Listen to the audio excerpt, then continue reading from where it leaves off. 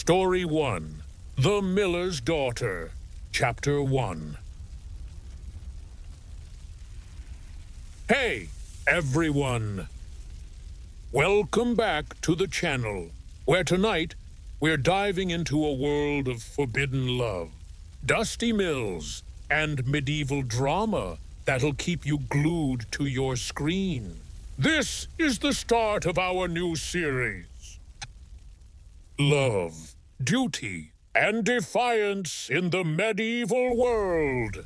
And trust me, it's gonna be a wild ride. So, grab a snack, hit that like button if you're ready, and drop a comment letting me know where you're tuning in from and what time it is there. I love seeing who's out there with us. Let's dim the lights. Maybe crack a window for that cozy vibe, and step into 14th century England. Meet Alice, a miller's daughter in a grimy village, where the river runs muddy and the church bells never shut up. She's 19, with flour-dusted hands and a grin that could charm a tax collector. Alice isn't just good at grinding grain. She's got a knack for dodging her father's matchmaking schemes. But here's the kicker. Alice is head over heels for Godric, a wandering minstrel with a lute and a voice that could make angels jealous. Problem is, her dad's got her promised to a wealthy tanner named Ralph, whose money smells better than he does. Picture this.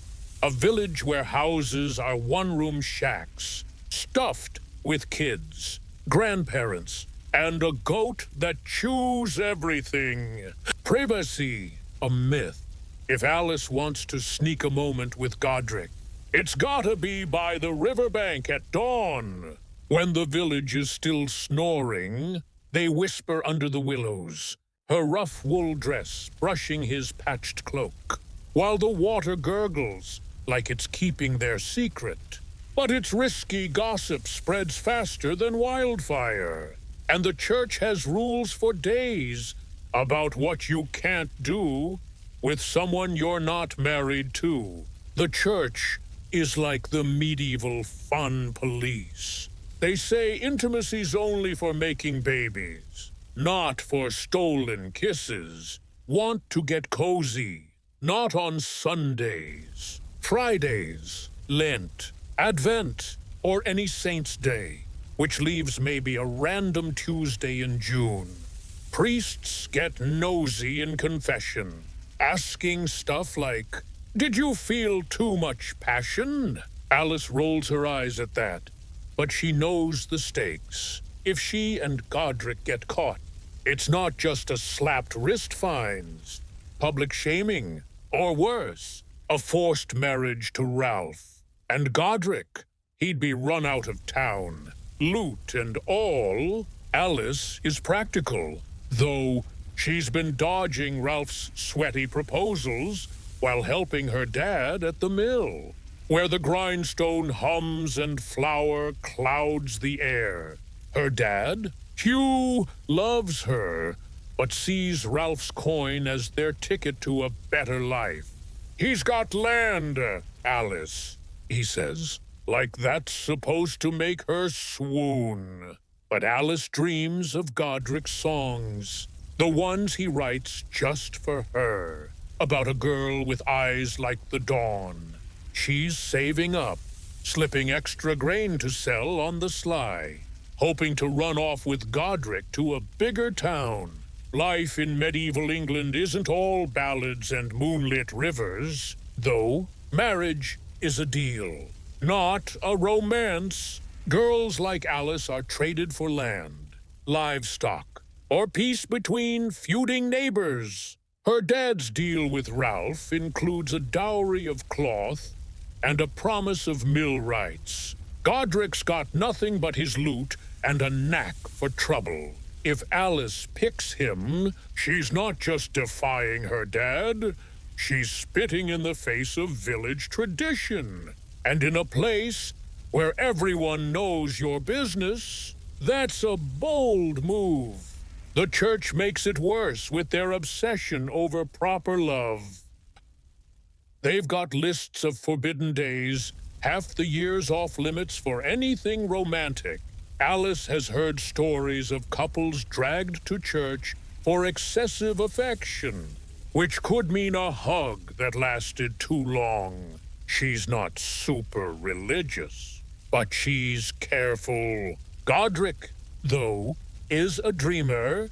He talks about eloping to London, where minstrels are stars. Alice loves his fire, but knows it's a fantasy strangers stick out.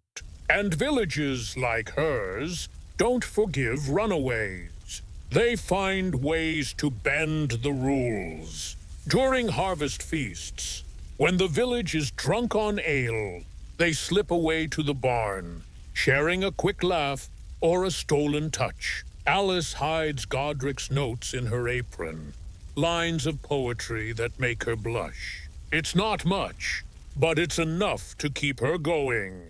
She's even started carving tiny hearts into the mill's grindstone, a secret only she knows. One evening, things get dicey. Alice is by the river, waiting for Godric, when Ralph shows up, his leather apron reeking of tannery. He's heard whispers about her and the minstrel, and he's not happy. "You're mine, Alice," he growls. Stepping too close, Alice backs up, her heart pounding, and tells him to back off. Ralph's face darkens, and he storms away, muttering about telling her dad. Alice knows trouble's coming. Ralph's got money, and money talks louder than love. She needs a plan. Her grain stash is growing, but it's not enough yet. Maybe she can convince Godric to leave sooner, or talk Ralph into backing off. But that's a long shot. Medieval guys like Ralph don't negotiate with girls who say no. As the chapter ends, Alice is at the mill, the grindstone rumbling, her mind racing. She's carving another heart. Her fingers steady despite the fear. She's not sure what's next. Shame, exile, or a shot at freedom. But she knows one thing: Godric's worth the risk. Thanks for joining me tonight. Folks, if you're loving this, smash that like button and subscribe for Chapter 2. Drop a comment with what you think Alice should do. Keep chasing your own dreams, even if they're messy and medieval. See you soon. Word count.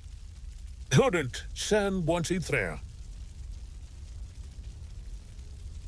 Story 1. The Miller's Daughter, Chapter 2. Hey, everybody! Welcome back to the channel, where we're picking up our medieval love story, The Miller's Daughter. If you're new, hit that subscribe button and check out Chapter 1 to get the scoop on Alice and Godric's risky romance. Tonight, things are getting spicier, so grab a drink, hit that like button, and let me know in the comments where you're watching from and what time it is. I'm curious, who's out there? Let's dive back into 14th century England, where love's a rebellion and the mill never stops grinding. Alice is at the mill, flour dusting her hands, her heart heavy after Ralph's threat by the river. She's been sneaking grain to sell, building a stash to run off with Godric, the minstrel who's got her dreaming of freedom. But Ralph, the tanner her dad wants her to marry, knows something's up. If he talks, the village will turn on her, and her dad, Hugh, will lock her down faster than you can say dowry. Alice isn't giving up, though she's got a plan, And it starts with her miller's hustle. See, Alice is clever. She's been tweaking the mill's accounts, slipping extra sacks to a merchant who doesn't ask questions. Her stash is hidden under the mill's floorboards. A pile of coins, that's her ticket out. She's dreaming of London, where Godric's loot could make them a living. But it's a long shot. Medieval villages don't let girls like her just walk away. Her dad's counting on Ralph's money to fix the mill, and the village expects her to play along. Godric's struggling too. He's camped outside the village, strumming his lute for pennies at taverns. The locals love his songs, but they're starting to whisper about him and Alice. Keep away from the miller's girl, a farmer warns, tossing him a crust. Godric nods, but his heart's with Alice. He's been leaving her notes, poems tucked in the mill's grain sacks, promising a life beyond the village. But he's got no land, no trade, just his music and a knack for trouble. Life in this village is like living in a fish bowl. Houses are one room, packed with family and livestock. If Alice and Godric want to meet, it's gotta be sneaky dawn by the river, or during a feast when everyone's distracted. The church is the worst, with rules about everything. Intimacies for married folks making babies, not for moonlit whispers. Priests get personal in confession, asking about sinful touches. Alice keeps her answers short, but the threat of exposure is real fines, shaming, or worse. The church's grip is tight. They've got a calendar of no-go days, Sundays, Lent, you name it. Alice and Godric have to time their meetings like thieves. If they're caught, it's not just gossip. Ralph could demand justice, and the church loves a public penance. Marriage isn't about love here, it's a contract. Alice's dad sees Ralph as a business deal, not a husband. Godric's a dreamer, but dreamers don't pay taxes or fix mills. Alice takes a risk. She slips Godric a note in a grain sack. River, midnight. It's bold the village quiets at night, but Ralph's been sniffing around. At the river, Godric's waiting, his lute slung over his back. We can't keep hiding, Alice says, her wool dress damp from the mist. Godric grabs her hand. Then let's go London. Tomorrow? Alice hesitates. Her stash isn't enough, and leaving means burning every bridge. But Godric's eyes are fire, and she's tempted. They're about to kiss when a twig snaps. It's not Ralph, it's Hugh, her dad, checking his traps. He doesn't see them, but his lantern swings close. Alice and Godric dive into the reeds, hearts pounding. They escape, but the close call shakes Alice. She knows the village is watching. The next day, gossip spreads. Someone saw a girl by the river. Ralph corners her at the mill, his breath sour. I'll tell your father, he says. Alice stands tall. Tell him what? I'm working, but inside, she's scared. Alice doubles down on her plan. She grinds extra grain, selling it to the merchant. Her coins piling up. She's close to enough for a fresh start. Godric's ready, but he's worried. What if they catch us? He asks at their next meeting. Alice's eyes flash. Then we fight. She's not just saving coins, she's saving herself. But Ralph's not done. He's been talking to the Reeve, the village enforcer, and Alice feels the net tightening.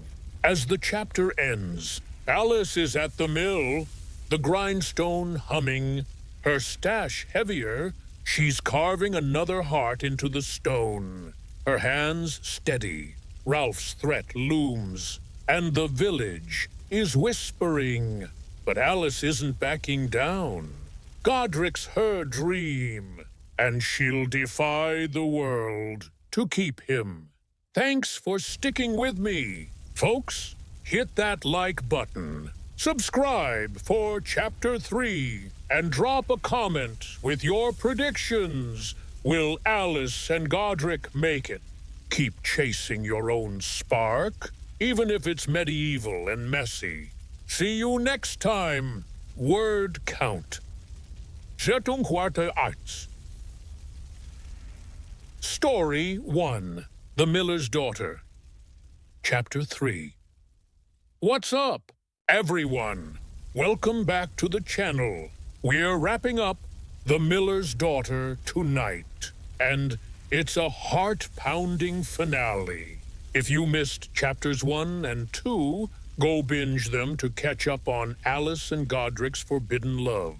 Grab a cozy blanket, hit that like button if you're ready, and drop a comment with where you're watching from and what time it is. I love our global crew. Let's dive into the last chapter of this 14th century drama, where love's a battlefield and the mill's still grinding. Alice is at the mill, her stash of coins hidden under the floorboards, ready to flee with Godric, the minstrel who's stolen her heart. Alf, the tanner her dad wants her to marry, is on to them, and the village is buzzing with rumors. Her dad, Hugh, is pushing the betrothal, and the church's rules make every stolen glance a sin. Alice's grain hustle has her close to freedom, but Ralph's threat and the Reeves' watchful eye have her on edge. She's not giving up. She's fighting for her future. The village is a pressure cooker. One-room houses mean no secrets, kids. Goats and nosy neighbors hear everything. Alice and Godric's midnight meetings are risky, timed to dodge patrols. The church is relentless, banning intimacy on half the calendar Sundays. Lent, you name it. Priests grill you in confession about carnal sins, and Alice knows one slip could mean public shaming. Ralph's got money, and money buys loyalty. The Reeves already sniffing around the mill. Alice's hustle is her lifeline. She's sold enough grain to nearly fund their escape to London, where Godric's loot could shine. But her dad's suspicious. Checking the mill's accounts. You're working too hard, he says. Not fooled. Alice shrugs, but her heart's racing. Godric's ready, camping by the river, his latest poem tucked in her apron. My heart's a mill, and you're the grain. She loves his words. But words won't stop Ralph or the church. One morning, the merchant arrives, a grizzled man with a fat purse. Alice hands him her extra sacks, her hands shaking as he counts out coins. It's enough barely for her and Godric to start over. She's about to hide the money when Ralph storms in, the Reeve at his side. She's been stealing, Ralph says, pointing to the sacks. The merchant frowns, sensing trouble. Alice's stomach drops. The crowd gathers, whispering. She could deny it, but Ralph's got witnesses. The baker saw her sneaking grain. Alice takes a breath, channeling every ounce of grit. I earned that, she says, voice steady. It's mine. The crowd murmurs. Defiance isn't cute in medieval England. The Reeve grabs her arm. You'll answer to the church. Alice is dragged to the chapel, where the priest waits, his face sour. Godric's there, too, hauled in by Ralph's men, the air's thick with judgment, and Ralph's smirking like he's won. The priest lays it on thick. Fornication and theft are sins, he says. Confess. Alice and Godric lock eyes. They could lie, but Alice is done hiding. I love him, she says, chin up, and I'll marry him. The priest scoffs love's no defense. He demands a fine and public penance. Standing in sackcloth, shamed before the village. Ralph pushes for more, but the priest hesitates. Hugh's mill is too valuable to lose. Godric steps up. I'll pay, he says, pulling out his earnings, every penny from his songs. And I'll wed Alice. Hugh's furious. But Godric's firm. She's my choice. The crowd gasps. Minstrels don't defy tanners. Alice's heart swells. The penance is brutal. They stand in the churchyard, heads bowed, as villagers jeer. But some, like the baker's wife, slip them bread, whispering support. Alice clutches her coins, knowing they're her future. As the sun sets, they're freed. Godric pulls her close. We leave tonight, he whispers. Alice nods, her miller's grit intact. They slip to the river, her stash in a sack. The village fades as they head for London, hearts light, despite the risk. Alice isn't just a miller's daughter, she's a rebel, and Godric's her song. Thanks for watching. Folks, smash that like button, subscribe for the next story, and tell me in the comments what you thought of Alice's courage. Keep fighting for your dreams, even if they're medieval and messy. See you soon. Word count. Toshiwan. Story 2. The Squire's Secret. Chapter 1. Hey, what's good, everyone? Welcome back to the channel. We're kicking off a new story in our love, duty, and Defiance series. And it's packed with knights, secrets, and medieval heartbreak.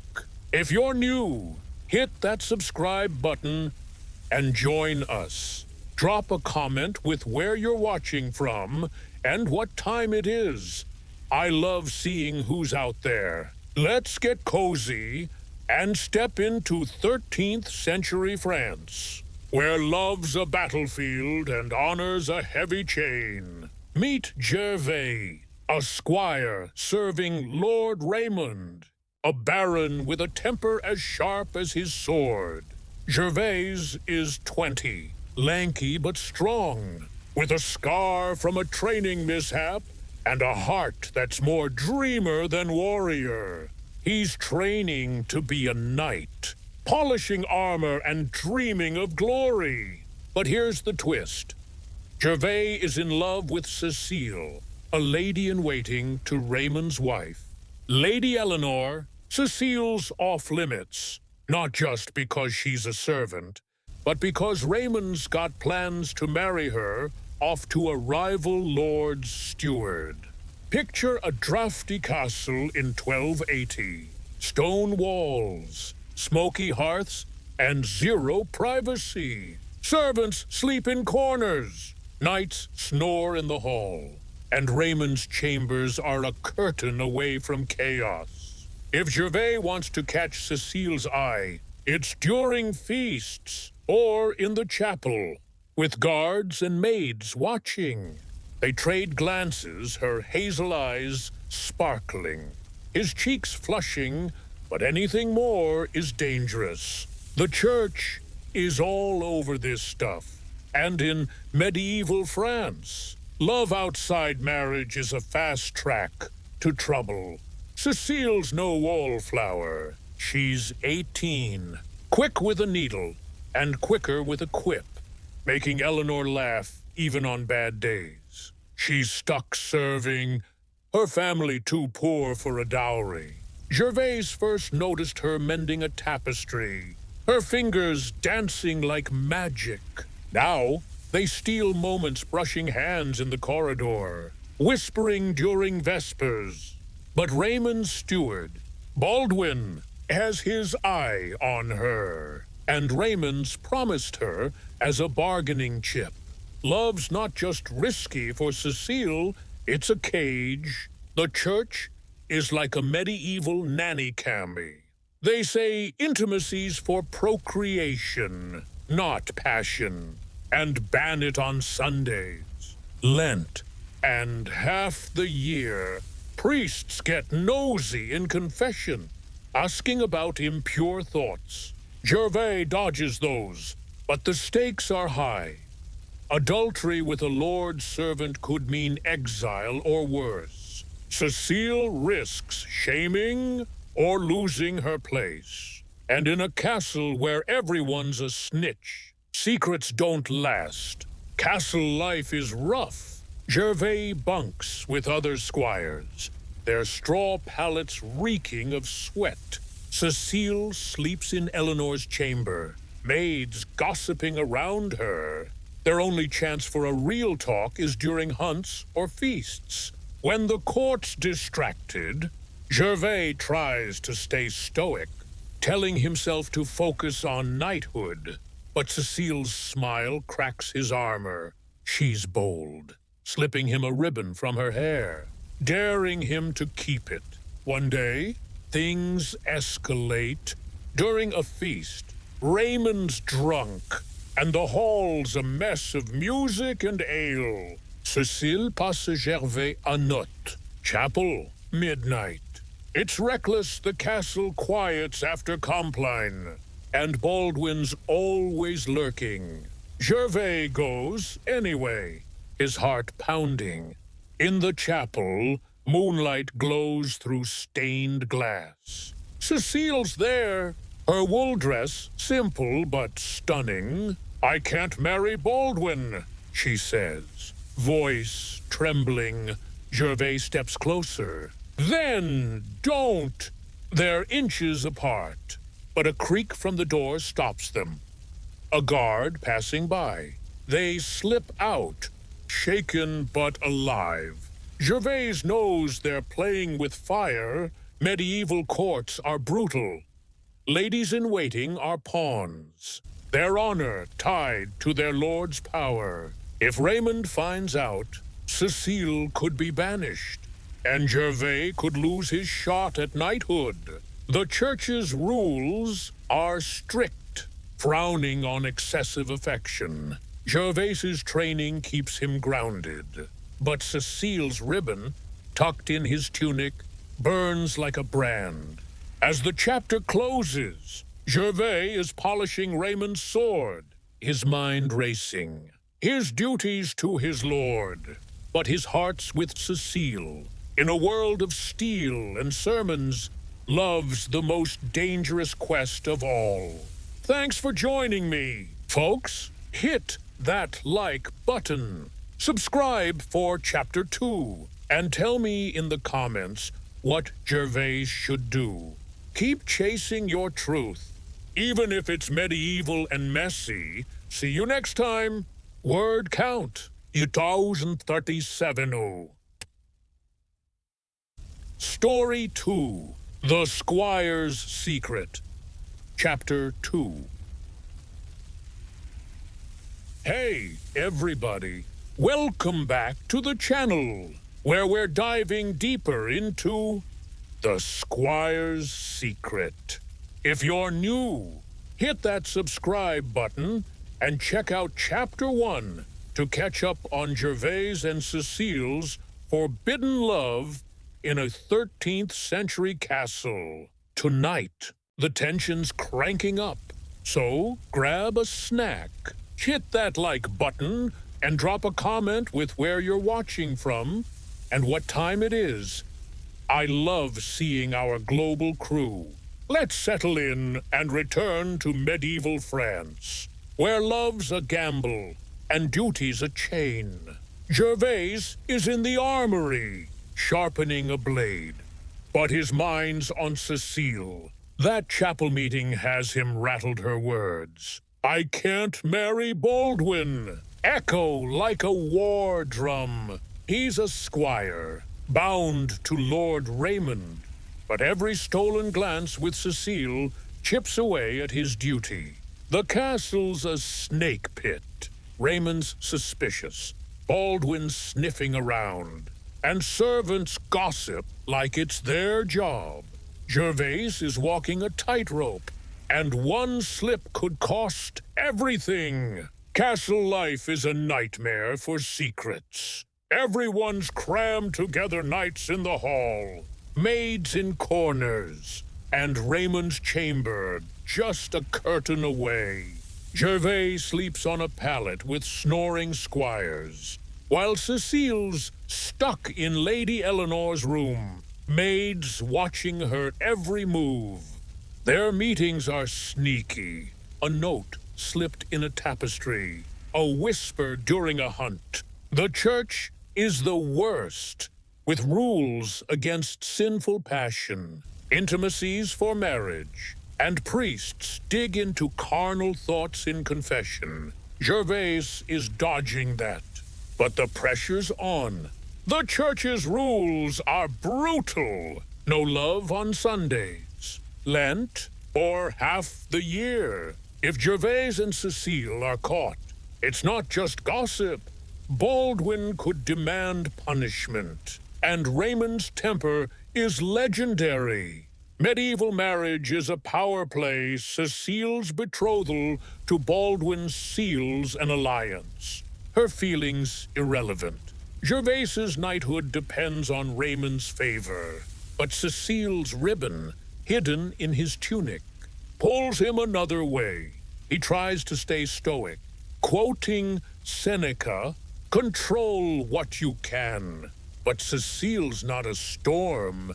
She's a fire. Cecile's bold. She slips Gervais a note during Vespers. Stables, after Compline. It's risky. Raymond's guards patrol at night. Gervais goes, his heart racing.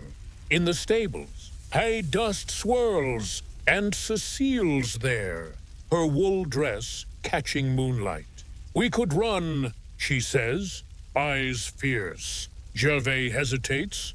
To where? We'd be outcasts. Cecile grabs his hand. Better outcasts than caged. They don't kiss. But the air's electric. A horse snorts, and they freeze. A guard's lantern swings outside. They slip away. Hearts pounding. The close call shakes Gervais. He knows the stakes. Raymond could exile him, and Cecile could lose everything. The church frowns on excessive affection, and Baldwin's watching like a hawk. Gervais trains harder, hoping to earn Raymond's trust, but Cecile's notes keep coming. Poetry tucked in his saddlebag. She's daring him to choose her, and his stoicism is crumbling. Trouble brews when Baldwin corners Gervais in the courtyard. "Stay away from her," he growls, his hand on his dagger. Gervais stands tall, but Baldwin's got power. Raymond's ear and a grudge. Later, a maid loyal to Baldwin catches Cecile leaving a note. "I'll tell the Lord," she hisses. Cecile's cool, but her hands shake. She sends Gervais a desperate message. "We need a plan." Now, Gervais thinks of Marcus Aurelius. Focus on your actions. He starts plotting. Maybe they can bribe a merchant to smuggle them out during a market day. But Raymond's suspicious, snapping at Gervais for no reason. The lords noticed Cecile's distraction, and Baldwin's fueling the fire. Gervais needs to act, but every move tightens the noose. As the chapter ends, Gervais is in the chapel, staring at a candle, his swords at his side. But it's useless against this fight. Duty screams loyalty. Love screams Cecile. In a world of lords and laws, he's got to choose his battle. Thanks for watching. Folks, smash that like button, subscribe for Chapter 3, and tell me in the comments what Gervais should do. Keep fighting for your heart, even if it's medieval and messy. See you next time. Word count. Gundam Fantu. Story 2. The Squire's Secret. Chapter 3. Hey, what's up, everyone? Welcome back to the channel. We're closing out The Squire's Secret tonight, and it's a wild ride. If you missed chapters 1 and 2, go binge them to catch up on Gervais and Cecile's dangerous love. Grab a drink, hit that like button, and drop a comment with where you're watching from and what time it is. I love our global crew. Let's dive into the finale of this 13th century French drama, where love's a rebellion and honor's a blade. Gervais is in the chapel, the maid's threat ringing in his ears. I'll tell the Lord. His love for Cecile has pushed him past duty, and now he's facing ruin. Lord Raymond's suspicious. Baldwin's out for blood, and the castle's buzzing with gossip. Gervais's squire training is his lifeline, but Cecile's his heart, and Baldwin's betrothal looms. In medieval France, love like this isn't just a scandal, it's a death wish. The castle's a trap. No privacy nights snore in the hall. Maids spy in corridors. And Raymond's room is a curtain away. Gervais and Cecile's secret notes and stable meetings are crumbling under scrutiny. The church is brutal, banning intimacy on half the calendar and grilling you in confession about sinful desires. If they're caught, Gervais could lose his knighthood, and Cecile could be banished. Baldwin's got Raymond's ear, and maids don't bluff. Gervais plans their escape. He slips Cecile a note. Market day, dawn. By the gate. They'll blend in with merchants. Head to a port. It's desperate, squires and servants don't just vanish. Gervais trains harder, hoping to throw off suspicion. But Baldwin's watching. Cecile's under pressure too. Lady Eleanor's noticed her late-night walks, and the maids reported a note. Cecile's bold, but her hands shake as she mends Eleanor's gown. One night, Gervais meets Cecile in the stables. We leave in 2 days, he says, his voice low. Cecile nods, her wool dress dusty. I trust you, she whispers.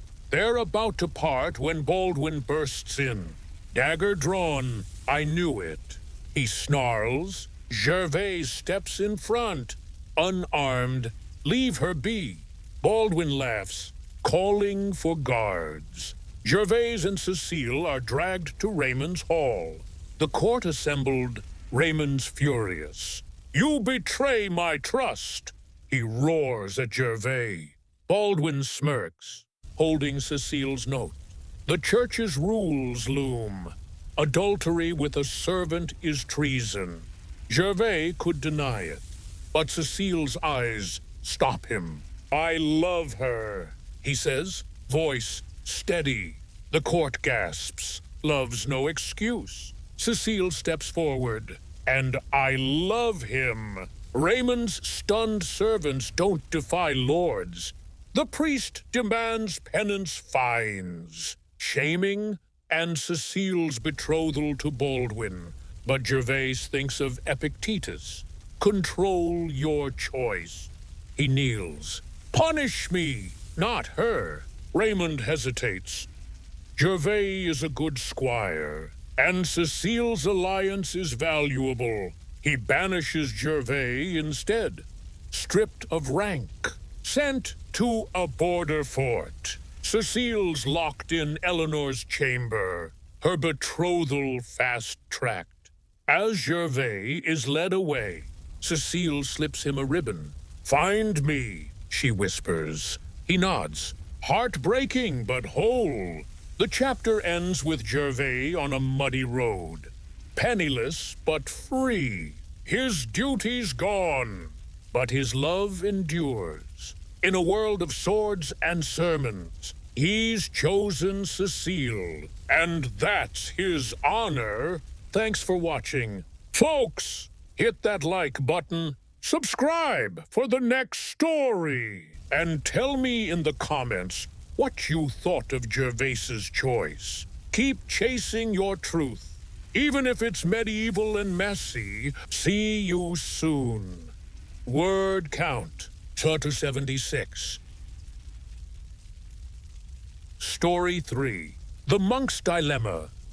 Chapter 1. Hey, what's good? Everyone, welcome back to the channel. We're starting a fresh story in our love, duty, and defiance series. And it's a quiet but intense one.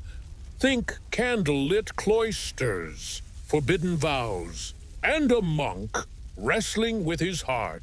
If you're new, hit that subscribe button and join us. Drop a comment with where you're watching from and what time it is. I love seeing who's out there. Let's get cozy and step into 12th century Italy, where love's a sin and silence is golden. Meet Brother Luca, a monk in a hilltop monastery where the air smells of incense and frost. He's 24, with ink-stained fingers and a mind sharper than a quill. Luca's a scribe, copying manuscripts from dawn to dusk. His life bound by vows, poverty, chastity, obedience. But there's a crack in his faith. Luca's in love with Sister Maria, a nun from the nearby convent. Their connection's a spark in the dark. But in a world of prayer and penance, it's a dangerous flame. Picture a monastery in 1185. Stone walls, narrow pallets, and monks chanting at all hours. Privacy's a fantasy. Luca sleeps in a dormitory, works in a crowded scriptorium, and prays in a packed chapel. Maria's in the convent, under the same rules. They met, delivering a psalter, her wit matching his as they debated Augustine. Now they steal glances during joint services, her veil framing eyes that haunt him. But love's not just forbidden, it's heresy. Maria's no saint. She's 21, with a laugh that echoes and a knack for illuminating manuscripts. She joined the convent young, her family too poor for a dowry. Luca and Maria's talks about scripture, stars, and dreams have grown into something deeper. They pass notes in books, lines of poetry hidden in margins. But the abbot's watchful, and the church's rules are iron. Chastity means no love, no touch, no heart. If caught, they face flogging, exile, or defrocking a death sentence in medieval Italy. The church is relentless. Monks and nuns are gods, not each other's. Confession's a trap. Priests probe for carnal stirrings, and Luca's dodging it, afraid he'll betray Maria. Medieval societies know kinder loves for alliances, not vows. Luca tries to stay stoic, Quoting Epictetus, control your desires. But Maria's different. Her voice, her mind, they make him feel alive. Not just holy. One day, things shift. During a Vespers service, Maria slips Luca a note. Cloister garden. Midnight. It's reckless, the garden's exposed. And monks patrol. Luca goes, his heart pounding. In the garden, herbs scent the air. And Maria's there, her veil loosened. I can't keep this vow, she says, voice low. Luca's torn. We're gods, he starts, but Maria cuts him off. God gave us hearts, they don't touch, but the words are a vow of their own. The next day, Luca's in the scriptorium, copying a Stoic text. What's in your control? It asks. He can't control the abbot or Maria's pull, but he can choose. He writes her a note, hidden in a manuscript, promising to find a way, but the abbot's noticed Luca's late-night walks, and a monk's asking questions. As the chapter closes, Luca's at his desk, quill trembling. His vows are his anchor, but Maria's his light. In a world of parchment and prayer, love's the most dangerous sin of all. Thanks for joining me. Folks, hit that like button. Subscribe for Chapter 2. And tell me in the comments what Luca should do. Keep chasing your truth. Even if it's medieval and messy, see you next time. Word count, Zetuhortiduan. Story 3, The Monk's Dilemma. Chapter 2. Hey, everyone! Welcome back to the channel, where we're diving deeper into The Monk's Dilemma. If you missed Chapter 1, go check it out to catch up on Brother Luca and Sister Maria's forbidden love in a 12th century monastery. Tonight, the stakes are rising. So grab a drink, hit that like button, and drop a comment with where you're watching from and what time it is. I love seeing our global squad. Let's return to Italy, where love's a sin and silence is a cage. Luca's in the scriptorium, his quill scratching out a psalm, but his mind's on Maria. That garden meeting, God gave us hearts, has shaken his vows of chastity and obedience. He's a monk, bound to God, but Maria's pulling him toward life. The monastery's closing in the abbot's suspicious. Monks are whispering, and Maria's convent is tightening its grip. Luca's walking a razor's edge, and one misstep could ruin them both. Monastic life is a prison. Luca sleeps in a dormitory with snoring monks, works in a crowded scriptorium, and prays 7 times a day. Privacy's a myth.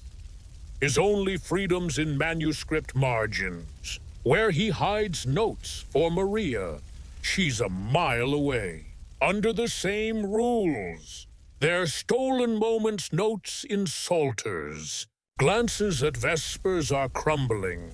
The church forbids particular friendships, and the abbot's got a hawk's eye. If caught, they face exile or worse. Defrocking means starvation. The church's rules are iron. Chastity means no love, no desire, no warmth. Confession's a minefield. Priests ask about impure thoughts, and Luca's dodging it. Terrified he'll spill Maria's name. Medieval society's brutal loves for land deals, not monks. Luca tries to stay stoic, quoting Seneca, focus on what you can control.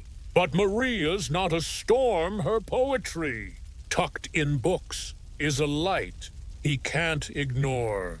Luca takes a chance. He slips Maria a note in a manuscript. Garden, midnight, she's there, her veil framing desperate eyes. We can't hide forever, she says, grabbing his hand her first touch. Luca's heart races. Then we run, she urges. He hesitates, leaving means breaking vows, facing a world that hunts apostates. But Maria's fire burns through his doubt. I'd rather live one day free than a lifetime bound, she says. They plan to flee during a pilgrimage, blending with travelers. Luca buries their notes in manuscripts, coding love in Latin. But the abbot's onto him. He calls Luca to his chamber, voice cold. You're distracted, he says. Confess. Luca lies, blaming fatigue.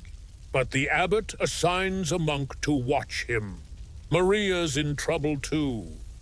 Her abbess has found a strange note, and nuns are gossiping. She sends Luca a desperate message. Soon or never.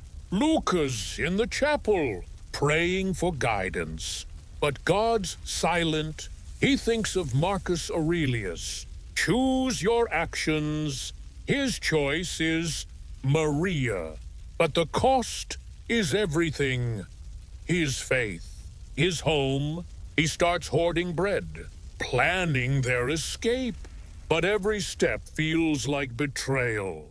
As the chapter ends, Luca's at his desk, copying a Stoic text by candlelight. His vows are crumbling, but Maria's worth it.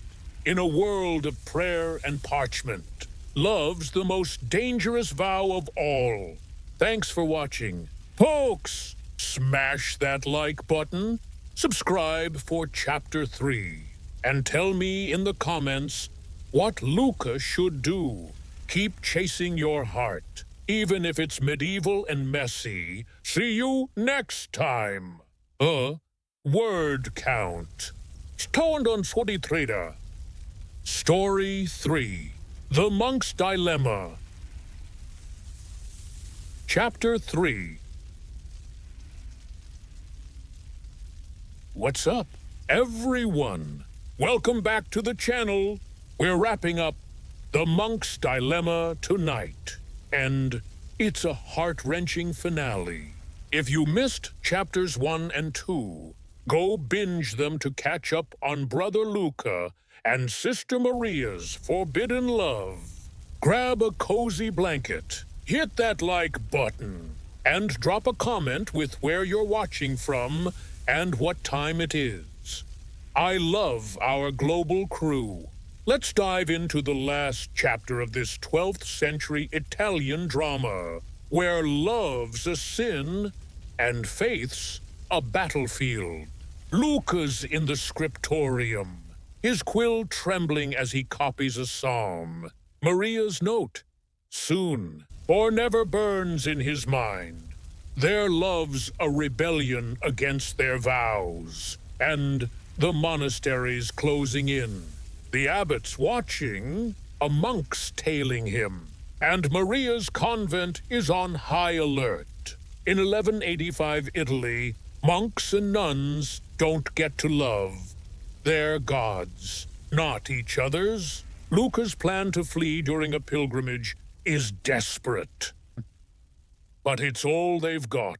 Monastic life is suffocating. Luca's dormitory, scriptorium, and chapel offer no escape.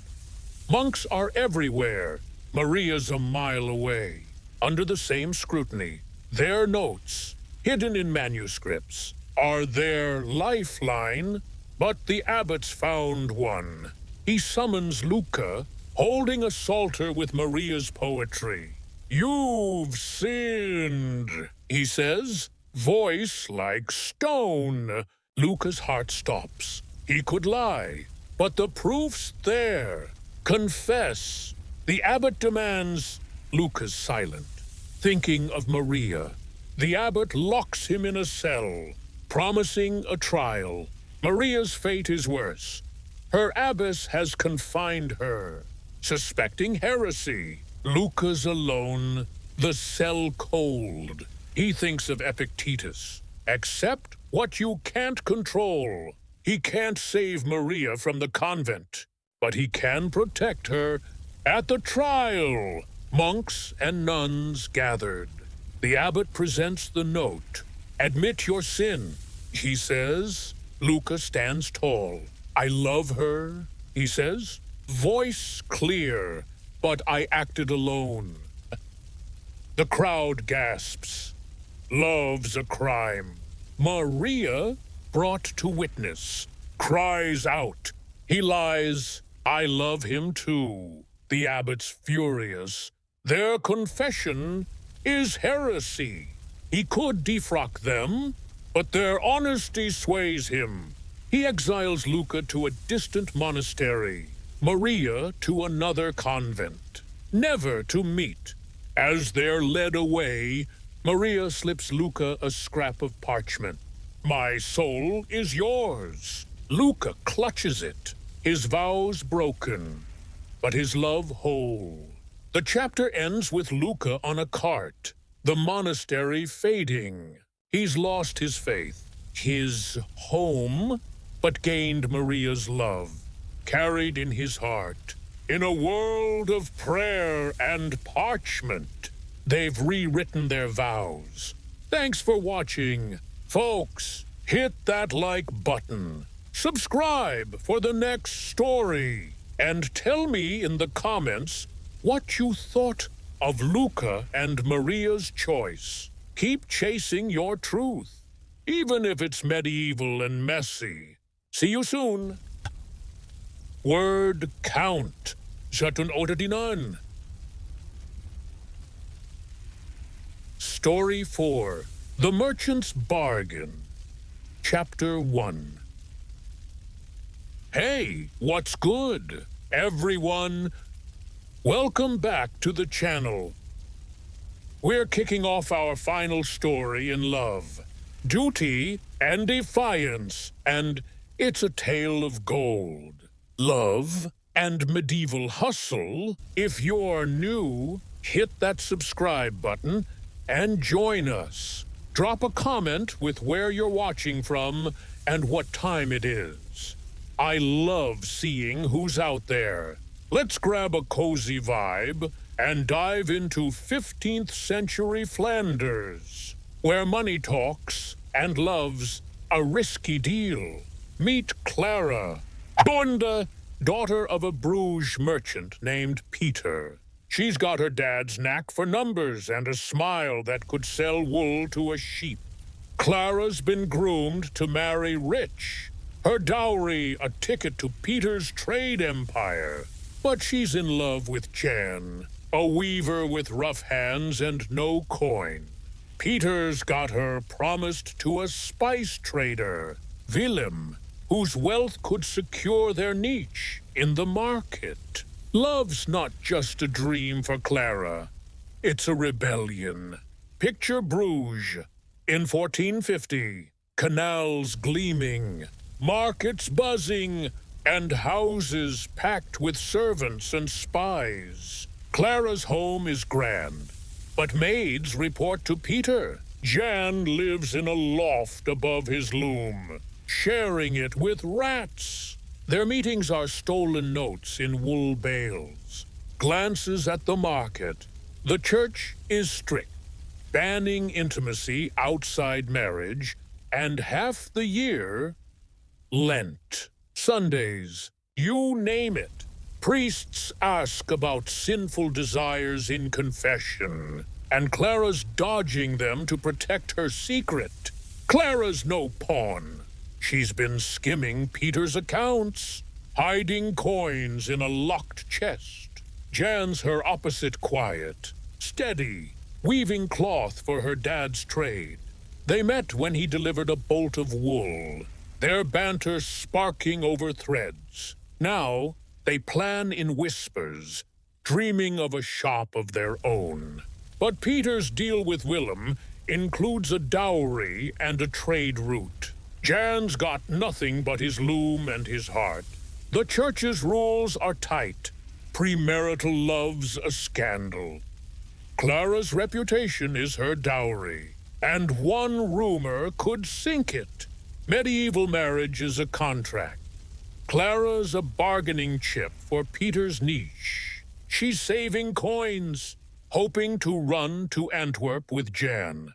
But Peter's spies are everywhere, and Willem's pushy, eyeing her like a prize. Jan's hesitant.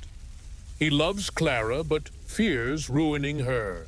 "You're velvet," he says. "I'm thread." Clara laughs. Thread holds it together. One day, Clara slips Jan a note. Canal midnight.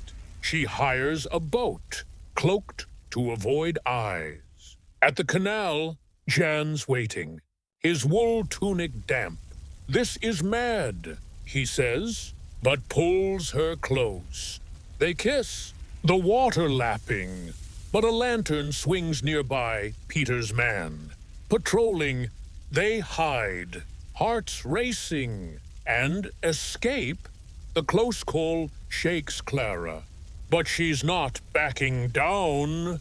Peter's pushing Willem's suit, and the wedding's months away. As the chapter closes, Clara's counting coins by candlelight.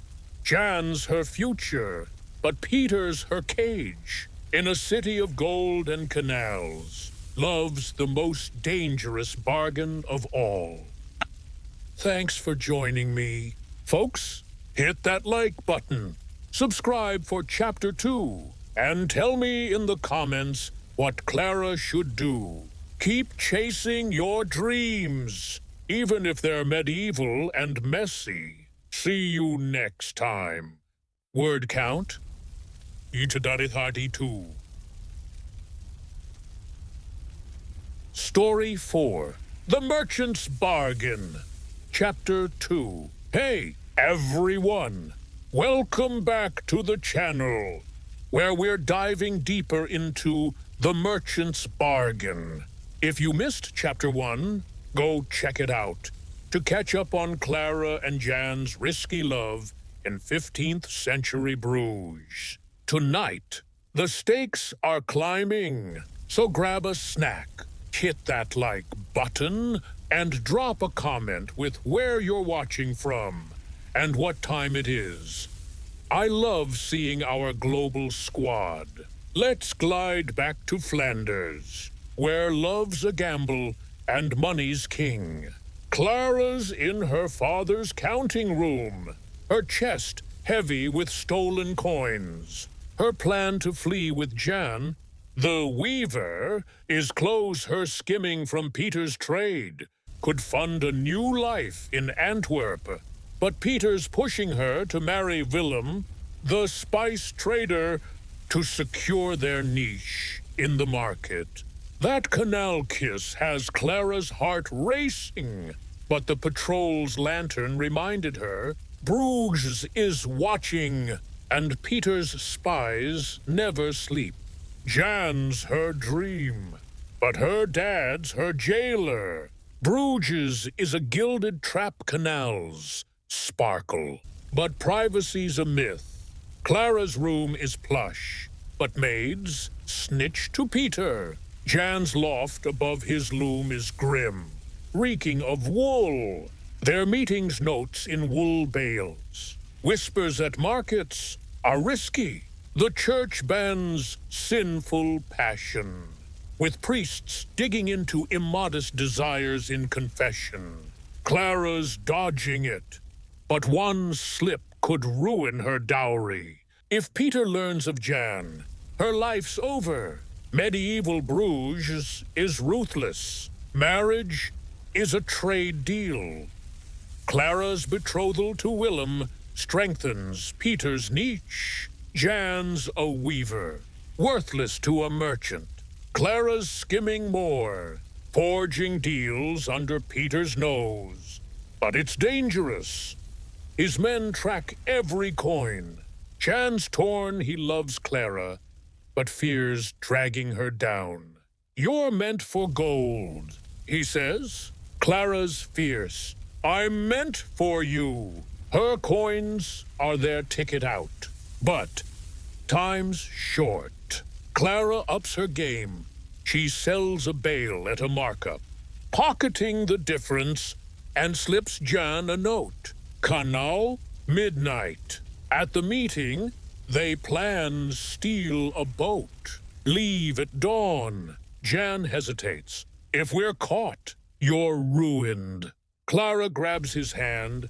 I'd rather lose it all than lose you. They part. But a maid's seen Clara sneak out, and she's Peter's eyes. The next day, Peter's suspicious. You're too quiet, he says, eyeing her. Clara plays innocent, but her heart's pounding. The maids whispered to Peter's steward, and they're tailing her. The church's rules loom. Love's a crime. And Clara's dodging confession. She and Jan meet at a festival, masks hiding their faces. 2 days. Clara says, we go then. Jan nods. But a figure watches Peter's steward. As the chapter ends, Clara's counting her coins, her chest nearly full. Jan's her future, but Bruges is her cage. In a city of gold and canals, love's the most dangerous deal of all. Thanks for watching. Folks, smash that like button, subscribe for Chapter 3, and tell me in the comments what Clara should do. Keep chasing your heart, even if it's medieval and messy. See you next time. Hozo, word count, Eternal 27. Story 4, The Merchant's Bargain, Chapter 3. What's up, everyone? Welcome back to the channel. We're closing out The Merchant's Bargain tonight, and it's a nail-biter. If you missed Chapters 1 and 2, go binge them to catch up on Clara and Jan's high-stakes love in 15th century Bruges. Grab a drink, hit that like button, and drop a comment with where you're watching from and what time it is. I love our global crew. Let's dive into the finale of this canal-side drama, where love's a rebellion and money's a chain. Clara's in her room, her chest brimming with stolen coins. Her plan to flee with John to Antwerp is set for dawn. But Bruges is closing in. Peter's steward saw them at the festival, and her father's furious. Willem's wedding looms, and the church's rules against sinful love are a noose. Clara's heart's with Jan, but her world's a trap. Spies in the house, priests in confession, and a city that never sleeps. Bruges is a gilded cage. Clara's room is grand, but maids report to Peter Jan's loom loft is no refuge. Their secret notes and canal meetings are unraveling.